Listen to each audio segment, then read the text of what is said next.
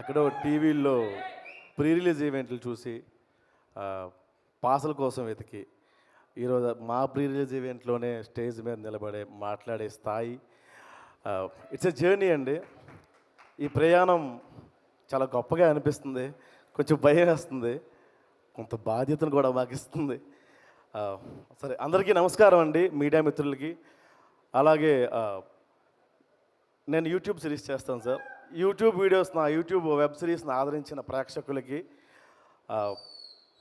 నాకు ప్లాట్ఫామ్ కల్పించిన తమిళ మీడియాకి, నన్ను భరిస్తున్న ఇన్ఫినిటమ్ నెట్వర్క్కి వాళ్ళకి ఖచ్చితంగా థ్యాంక్స్ చెప్పాలండి. ప్రతి వెబ్ సిరీస్లోని ప్రతి ఎపిసోడ్లోని కమిటీ కూరాలనే పదాన్ని ఇంక్లూడ్ చేసేసి అన్ని ఎపిసోడ్లు చేసా. బయట అది కమర్షియల్గా డబ్బులు తీసుకుంటాం, బట్ నాకు సపోర్ట్ చేశారు. థ్యాంక్ యూ సో మచ్ అండి.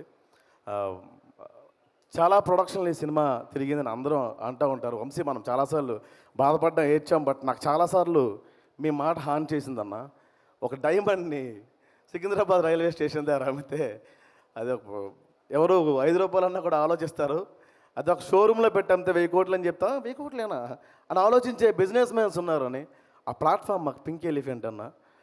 నిజంగా అది అండ్ ఈ ప్రాజెక్టు మేము ఖచ్చితంగా చేస్తామన్నా. సినిమా అయితే ఖచ్చితంగా చేస్తాం, ఆపేవాడు అవట్లేదు. అది కన్ఫామ్గా చేస్తామని తెలుసు. ఎలా చేస్తామో తెలియదు అన్న, ఎక్కడ చేస్తామో తెలీదు. అప్పుడు అక్కడ కనిపించాడు దీపక్ అండ్ అంకిత్ కొయ్య. వీళ్ళందరూ వంశీకి ఫ్రెండ్స్ అవ్వడం, ఫనీ అన్నని కలవడం, ఫనీ గారు నిహారిక దగ్గర వరకు వెళ్ళడం, ఈ సినిమా ఎలా రూపుదిద్దుకోవడం చాలా ఆనందంగా ఉంది. 11 మంది హీరోలు అంటున్నారన్న. ఎవరు నమ్మకంటే 11 మంది హీరోలు లేరు, ఒక్కడే హీరో కథ. ఈ సినిమా వెనకున్నారన్న వంశీ డైరెక్టర్ అన్న, అతనే హీరో, ఈ సినిమాకి మెయిన్ హీరో. సెకండ్ హీరో మేము ఆర్టిస్టులు అన్నా, మాకు అవకాశం లేదు, గతి లేదు, చచ్చినట్టు అవకాశం ఇస్తారా అంటే మేము వెళ్ళాల్సింది, మాకు వేరే ఆప్షన్ లేదు. కాబట్టి మేము హీరోస్ కాదు. First director hero.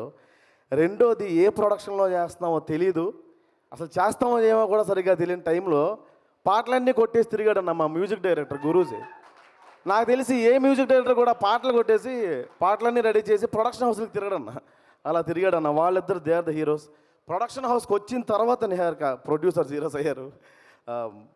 మా ఎడిటరు, వెనుకున్న రైటర్స్, వీళ్ళన్న హీరోస్. మేము జస్ట్ పాత్రలు. నిజంగా నోన్ హీరోస్తో వెళ్ళుంటే ఈ సినిమా ఎక్స్పెక్టేషన్స్తో వెళ్ళేదన్న. మా హీరోకి తక్కువ చేశారు, మా హీరోకి ఎక్కువ చేశారని. థ్యాంక్స్ అన్న, కొత్త వాళ్ళని తీసుకున్నారు అందరూ, ఫనీ గారు అండ్ నిహారిక. ఎందుకంటే కథను చూస్తారన్న. ఆ ప్యాటర్న్లో నిహారిక గారు ఆలోచించడం చాలా గొప్ప విషయం.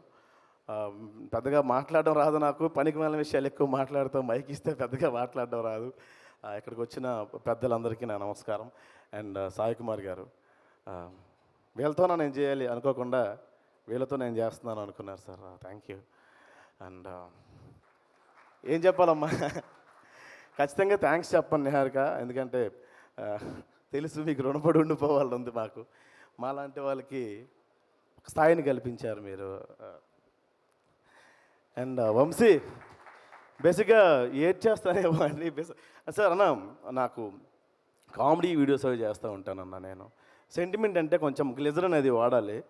బ్యాక్గ్రౌండ్ మ్యూజిక్ చేసి సెంటిమెంట్ సీన్లు ప్రాక్టీస్ చేయించేవాడన్న. ఆ రోజు నుంచి సినిమా చూసిన ఏ బిట్ చూసి మనం చేసాం అనే స్థాయికి వచ్చేసాం.